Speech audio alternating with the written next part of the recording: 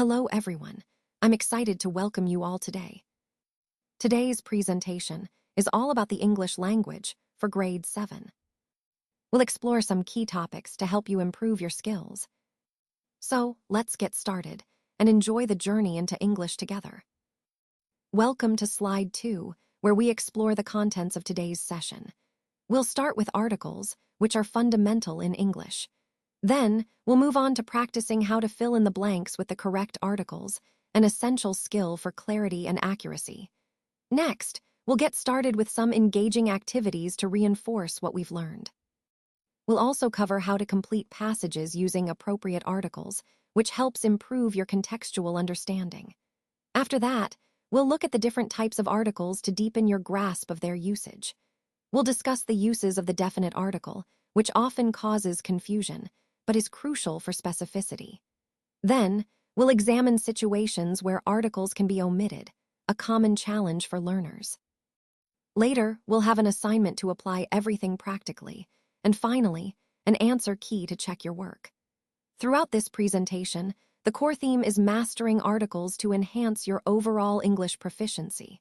So, let's keep this journey interactive and focus on how these concepts connect to making your language skills more precise and confident.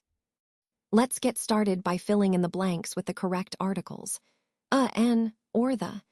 As we go through this story, you'll notice how the use of these words helps us understand the story better. First, the story talks about a year going by, and the giant becoming an old and feeble man. He couldn't play anymore, so he sat in an armchair, watched the children at their games, and admired his garden. Here, notice how the story describes the giant's feelings and his relationship with the children and his garden.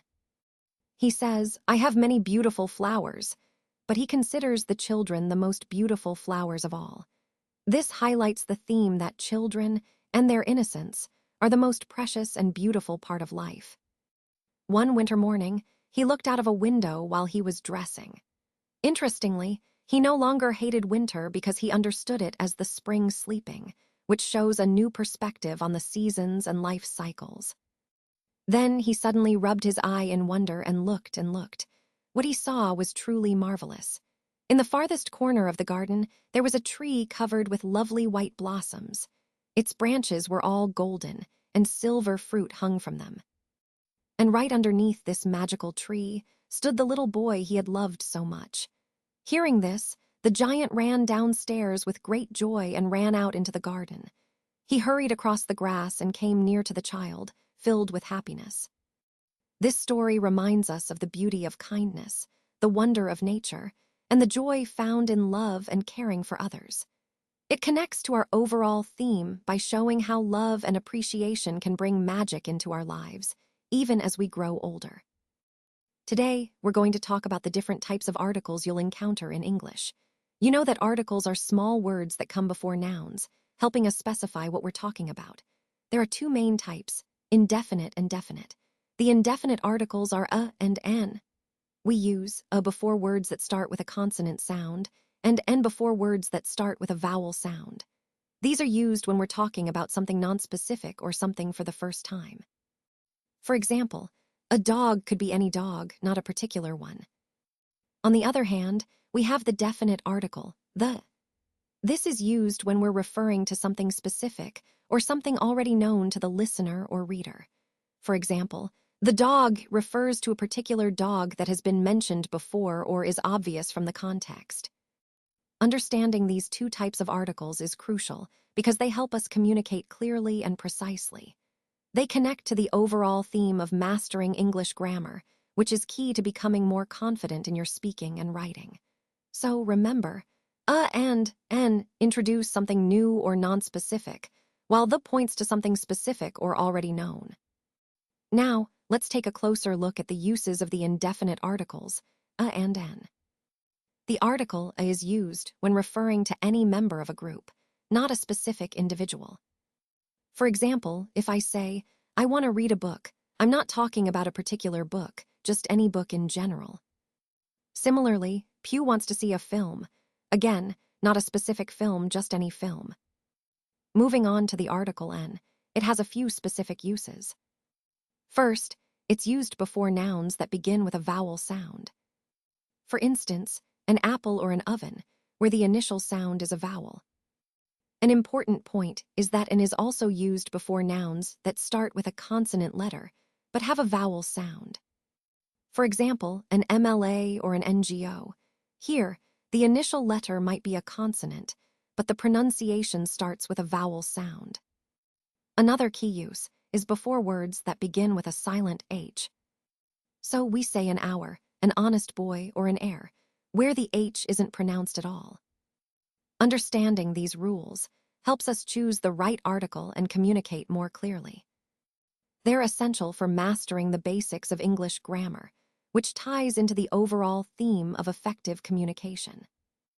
Now let's look at the uses of the definite article.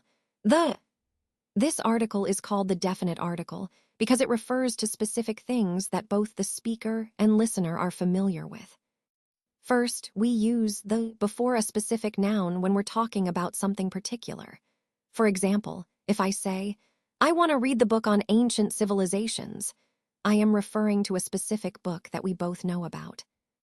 Next, the is used before the name of a musical instrument when talking about it in a general sense. For instance, "She is practicing the piano," or "the violin has been lying unused for years." In both cases, we're talking about specific instruments that are well known. Another important point is that the is used before superlative adjectives. Think of phrases like "the most brilliant student in class," or "the tallest girl," or "the greatest work of art." Here, the helps specify the highest or most extreme example of a group. We also use they when referring to famous buildings, works of art, or music that everyone recognizes, like the Taj Mahal, the Mona Lisa, or the Beatles. When we talk about members of a profession as a whole group, the is used too. For example, "the police have failed to act on time," or "the doctors are on strike." It refers to the entire group, not just individual members. If there's only one of something in the world, we use the. For example, the sun or the moon. These are unique celestial bodies. The is also used when referring to a place or thing that has been previously mentioned. For example, "This is a dangerous area in the forest. The area has been cordoned off by the forest officials." Once we've introduced the area, we can refer to it again with the. Additionally, when talking about groups of people or classes, the helps specify the entire group. For instance, "the rich and the poor live harmoniously in the neighborhood." Here, we're talking about the whole social classes. Finally, the is used before proper nouns that are geographical features, like the Everest or the Atlantic Ocean. These are specific, well-known locations. Understanding these rules helps us use the correctly to refer to specific, known, or unique things in our conversations and writing. Let's take a closer look at this slide, which is all about filling in the blanks with the correct articles, a, n, or the. You'll notice that these articles are small words, but they play a huge role in making our sentences clear and accurate. For example, in the sentence, "There is undoubtedly an element of mystery about the house." The word "n" is used because element starts with a vowel sound, making it the appropriate choice here. Similarly, in "the unicorn is a mythical creature," the article "e" is used because we're talking about a general, singular unicorn, not a specific one. It's important to understand when to use a or and versus the. Use a or and when you're referring to something nonspecific or when mentioning something for the first time. Use the when talking about something specific or something already known to the listener. Looking at the other examples, like "it is an easy task." Again, "n" is used because easy begins with a vowel sound. In "what is the most memorable moment in your," a is used because we're talking about a specific, superlative moment. This concept is crucial because proper article usage improves clarity and professionalism in communication. And as part of our overall theme, mastering these small but mighty words helps us become more precise and confident in both written and spoken English. I remember being struck by the deep bond shared between the siblings. It's really a beautiful example of how strong family connections can be, no matter where life takes us. The slide highlights that no matter the circumstances or distance, they always prioritize their relationship and the importance of treasuring that connection. A key point here is how, even during difficult times like the wave of violence in the city where the brother lived, the sister made a conscious effort to be there for him. She caught the next flight, showing her dedication and care. This story emphasizes that, despite differences in character, perhaps their personalities or ways of expressing love, their attachment only grew stronger over the years. It's a reminder that genuine relationships, especially family ones, can withstand challenges and deepen over time. Connecting this to our overall theme, it's about the enduring power of bonds and how acts of love and support truly define us. Let's talk about the omission of articles in sentences. Articles are often left out in certain cases to convey specific meanings or for stylistic reasons. First, when the singular noun refers to all the people or things belonging to a particular class, we omit the article. For example, man proposes, God disposes. Here, we're talking about humanity in general, not a specific man.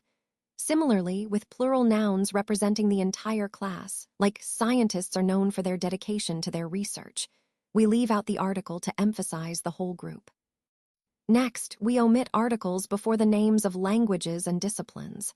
For instance, English is my favorite subject, or he is an expert in theoretical physics.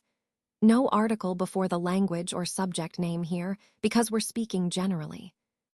Another common case is in news headlines and notices. Here, articles are often omitted to make the headlines more concise. For example, Finance Minister tables budget for next fiscal year, or blue sweater found in canteen. The focus is on the key information, so articles are skipped. It's important to realize that omitting articles can change the meaning of sentences. For example, the poet and the painter are no more clearly indicates two different people. But if we say, the poet and the painter is no more, omitting the second, it suggests that it's the same person who is both poet and painter.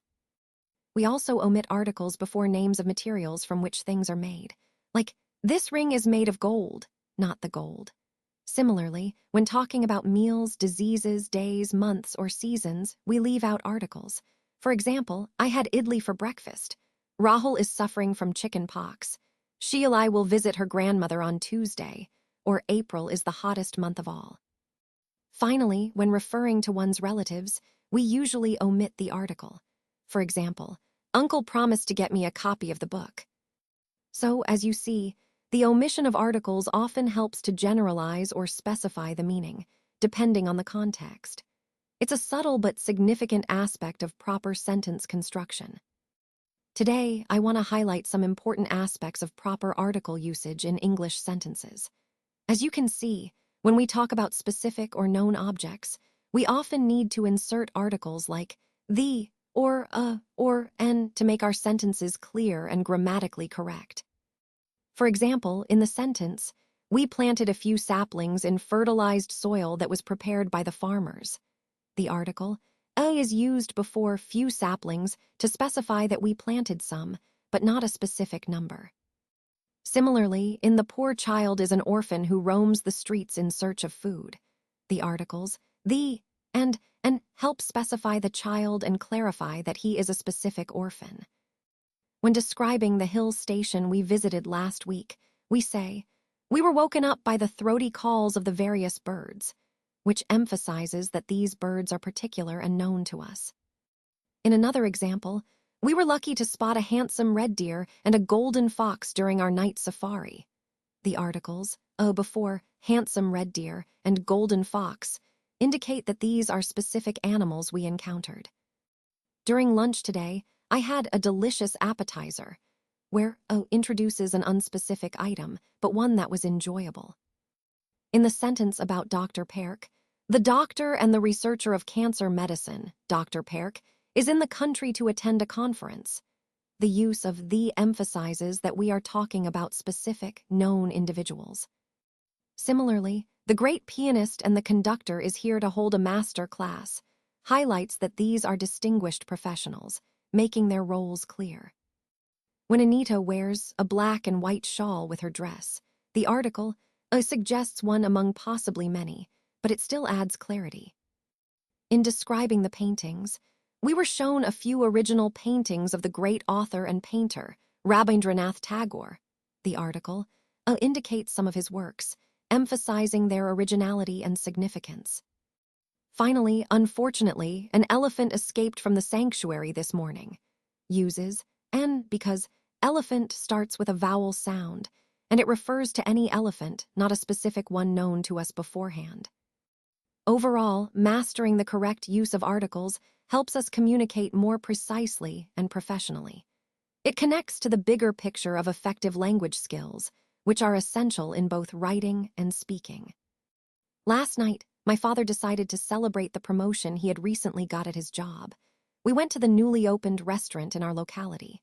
A well-dressed man showed us to our table and handed us the menu. I ordered the egg biryani while my parents opted for dosas. The restaurant was decorated with a chandelier which hung in the center of the ceiling. But when the food arrived, we got a rude shock. The biryani had not been cooked properly and the dosas were soggy. We could not believe that a reputed restaurant would serve such food. We immediately called the chef and the manager. They offered an apology, but by then, the food had spoiled our mood. I thought that a simple dinner at home would have been much better. Now, let's walk through the answer key for this session. Starting with Part A, we need to fill in the blanks with the appropriate articles, and the or the. These are fundamental in English because they help specify nouns and clarify meaning. Moving to Part B, we're asked to complete a passage using articles like a, the, or an. This exercise emphasizes the importance of choosing the correct article based on whether the noun is specific or general, singular or plural. In Part C, the task is to insert articles where necessary and omit unnecessary ones in a paragraph. For example, when we say, "We planted a few saplings in fertilized soil that was prepared by farmers," the article introduces the noun few saplings, indicating some but not all. Similarly, in The Doctor and the Researcher of Cancer Medicine, Dr. Perk, the definite article specifies particular individuals known to the listener or reader. It's also worth noting how we use articles to highlight important or specific elements, like an elephant escaped from the sanctuary, where an indicates a nonspecific singular noun. When describing animals or objects we saw during a safari, we use articles to paint a vivid picture. A handsome red deer or a golden fox. Finally, Part D involves inserting the correct articles into a list, which reinforces the rules about when to use the or an, depending on the noun's specificity and pronunciation. Overall, mastering the use of articles is crucial because they help us communicate clearly and precisely. They serve as essential tools in organizing our thoughts and ensuring our audience understands exactly what or whom we are talking about. This exercise ties directly into the larger theme of language accuracy and effective communication.